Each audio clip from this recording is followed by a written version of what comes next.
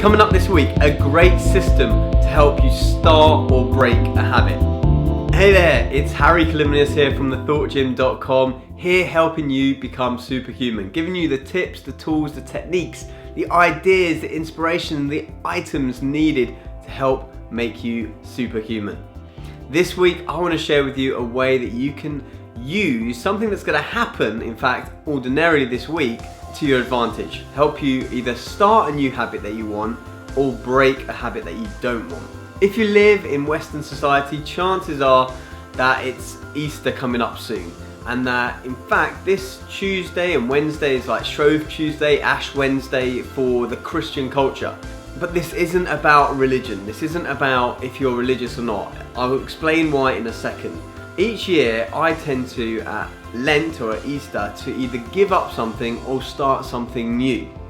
And the reason for this is not because I'm religious, but because it seems like it's a nice period of time. It's around about 7 or 8 weeks that you can do something, and because you know that it's only for 7 or 8 weeks, your brain automatically has an easier time taking that in, rather than I'm never going to eat chocolate again, I'm never going to do this, or I'm going to exercise in the morning for the rest of my life. It's really, really hard for the brain to accept that. If you say it's just going to be for 7 weeks or just until Easter, regardless of whether you celebrate Easter or not, it's totally irrelevant, but it just gives you an excuse really in order to do things. I've used this in the past loads and loads, and it really helps, especially when explaining things to other people who may think it's a bit strange. You say, I'm just doing it for Lent, I'm just doing it for Easter. So I think I started this in 2002, where I gave up meat, in fact, for 7 or 8 weeks. And it was quite crazy because the day after I started giving up meat, I went to Greece. And if you've been to Greece before, you know they're big meat lovers out there. And you know, it was a real test of will, because my mum was saying, why don't you just start a week later? And I was like, no, I'm going to start it this week. And I started that week. And then the rest of the 7 or 8 weeks was so easy because I'd already done the hardest thing first. Other years I've given up alcohol. One year I gave up bread. That was the hardest one, although ironically now I don't eat it anyway and it's quite easy.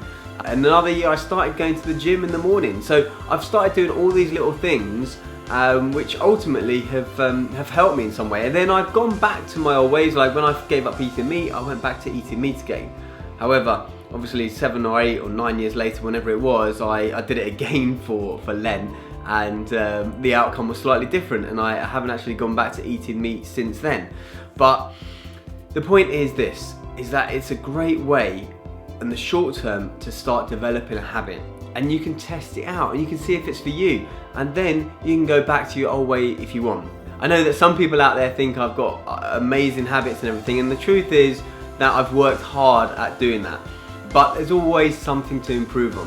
One thing that I've noticed recently, especially in the last year or so, is my tendency to grab chips when I'm out and about sometimes is a little bit more prevalent than I would like. Typically it happens if I don't plan how I'm going to eat or what I'm going to eat, and I get hungry, and my body, I always encourage people to listen to what their body says, and sometimes it wants potato, it wants salt. So I might have the odd packet of crisps here or there. I might even go and get some chips. So you might see me even out and about doing that. But the point is, it's not great for me. And I know that generally I don't feel that good afterwards, even though it does satisfy me in the short term. And so this year, I'm gonna just give up the chips and the crisps when I'm out and about. It's not to say when I'm kind of in a party or at home or something like that, I won't eat them.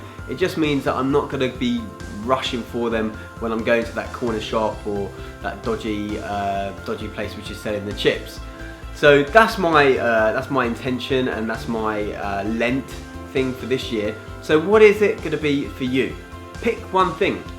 Maybe it's just, I don't know, smiling a little bit more every time you see your spouse in the evening. Maybe it is giving up something food-wise. Maybe it's going to the gym a bit earlier. Maybe it's just getting your 10,000 steps in a day. Maybe it's saying thank you more often. I don't know what it's going to be, but when you do it for 7 or 8 weeks, I'm not even sure how long it goes for, you'll find that your habits will change naturally, and then you have the choice at the end of that whether you retain that habit or not.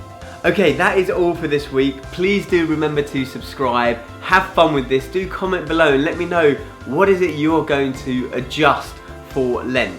Again, you don't have to be religious to do this, it's just a little bit of fun. So until next time, remember to do what you can to think, feel and be superhuman. Take care, bye bye.